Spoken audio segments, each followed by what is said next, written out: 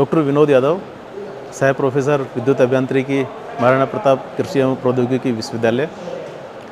मैं राष्ट्रीय स्वयंसेवक संघ का कार्यकर्ता हूँ और आज यहाँ हम सभी एकत्रित हुए थे बाबा साहब भारत रत्न डॉक्टर B.R. अम्बेडकर जी के 133वें वर्ष जन्म दिवस की जयंती पर। आप सभी को हार्दिक शुभकामनाएं। तो बाबा साहब का जो सपना था कि हिंदू समाज के अंदर जो कुरीति, अस्पृश्यता और छुआछूत जैसे भेदभाव, इन सब को दूर करने के लिए समाज को आगे आना होगा। बाबा साहब ने कहा कि स्वतंत्रता और समता ये दोनों तभी संभव है जब बंधुता रहेगी। बंधुता का मतलब है मानवता, और यही धर्म है, यही हिंदू धर्म है, ऐसा बाबा साहब अम्बेडकर मानते थे। तो आज के दिन हम भी संकल्प करें कि हम हमारे जीवन में हमारा जो आचरण है, हमारा जो व्यवहार है, वो एक प्रकार से जैसा बाबा साहब चाहते थे कि समतायुक्त, समरस, इस तरह का हमारा व्यवहार हो, हमारा आचरण हो। हाँ, मैं राजेश, अपने संघ दृष्टि से माधव नगर जो कहलाता है उसका नगर कार्यवाह। आज माधव नगर में सामाजिक समरसता की गोष्ठी का आयोजन किया गया, जिसमें मुख्य वक्ता के रूप में हमारे सामने डॉक्टर विनोद जी यादव रहे। उन्होंने बताया कि ऐसा नहीं है कि बाबा भीमराव अम्बेडकर का केवल एक ही विचार को लोगों तक फैलाया, वामपंथियों को कुछ पैसे दे करके, कुछ उनको गुमराह करके, इस दलित समाज को गुमराह करके वामपंथियों को ने उनको खरीदा और इस प्रकार का। क्योंकि बाबा साहब ने अपने संविधान जब उन्होंने बनाया, और जब संविधान बनाने के बाद एक चाटुकार पत्रकार ने उनसे पूछा कि अब तो संविधान बन गया है, अब तो आपको सब कुछ अच्छा है, तो उन्होंने जवाब दिया है कि ऐसा नहीं है कि ये संविधान, क्योंकि उन्होंने उसके 3 बातें उन्होंने उनको बताई थी। उन्होंने कहा कि पहला तो ये है कि मुझे इस संविधान को बनाने में जितना समय चाहिए उतना समय नहीं दिया। दूसरा, मुझे इस संविधान को बनाने में केवल पाबंद किया गया था कि आपको इंग्लैंड, ब्रिटेन का जो संविधान है उसकी नकल करनी। तो बाबा साहब चाहते थे कि हमारे यहाँ का जो एक आम व्यक्ति है, आम और उसके जीवन में जो परिस्थितियाँ है, ये यहाँ का जो कल्चर है, उसके अनुसार हमें संविधान बनाना चाहिए। जब उनके अभिभाषण में उन्होंने जब संसद में जब उन्होंने अभिभाषण दिया तो उन्होंने सबसे पहले एक ही बात कही थी। उन्होंने कहा कि ऐसा नहीं कि हमारा देश इससे पूर्व स्वतंत्र नहीं था, है ना, एक देश एक संविधान होना चाहिए, एक देश एक नेशन होना चाहिए।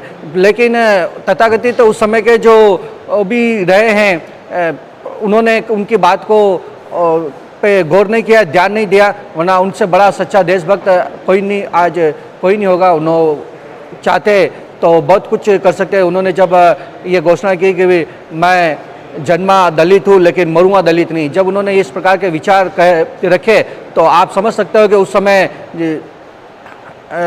दूसरे धर्म के जो लोगों ने उनको खरीदने की कोशिश की। यहाँ तक कि ईसाइयत के बड़े से बड़े जो पादी थे, उन्होंने जब उनसे बहस की और उन्होंने जब उन्हीं की बात उनको बताई तो वो बहुत शर्मिंदा हुआ, क्योंकि उनका जो ज्ञान था,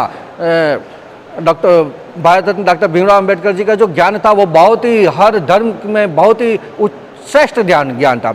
और कुछ इस्लामी लोगों ने भी उनको खरीदने की चाहा, लेकिन उन्होंने कहा कि नहीं, क्योंकि वो इस्लाम को पहले से ही उनको पसंद नहीं करते थे और भारत के प्रथम कानून मंत्री भी रहे और वो सबसे बड़े देशभक्त थे। बस केवल उनकी एक ही विचारधारा को लोग लेकर के बैठ गए कि उन्होंने छुआछूत या अस्पृश्यता का उन्होंने किया, ऐसा कुछ भी नहीं है। वो देश में इसके अलावा भी अगर हम उनके दूसरे पक्ष को देखें तो वो सबसे बड़े राष्ट्रभक्त थे।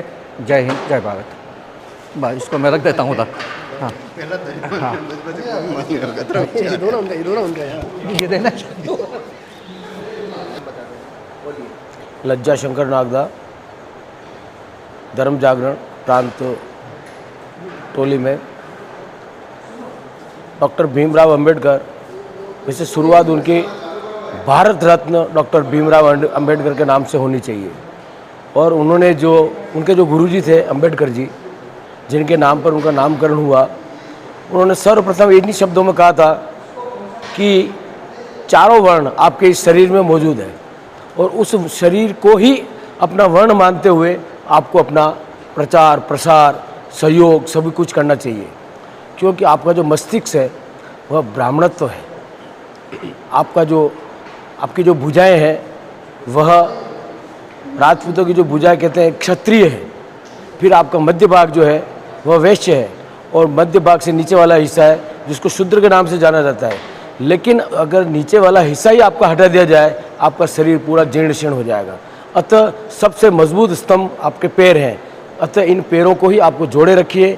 शरीर को पूरा जोड़े रखने के लिए चारों वर्णों को एक साथ लेकर के चलना ही इस भारत देश के लिए सर्वोपरि होगा, सनातन के लिए सर्वोपरि होगा। इसीलिए उन्होंने हिंदू धर्म के अंदर कोई अलग से विभेद नहीं किया, इसीलिए उन्होंने बौद्ध धर्म स्वीकार किया, और बौद्ध धर्म भी वही है जो शिव और शक्ति को मानता है। अतः ऐसे महापुरुष को भी भारत रत्न मिला, वो ऐसी स्थिति में मिला कि जब उनको भारत पर मरणोपरांत दिया गया।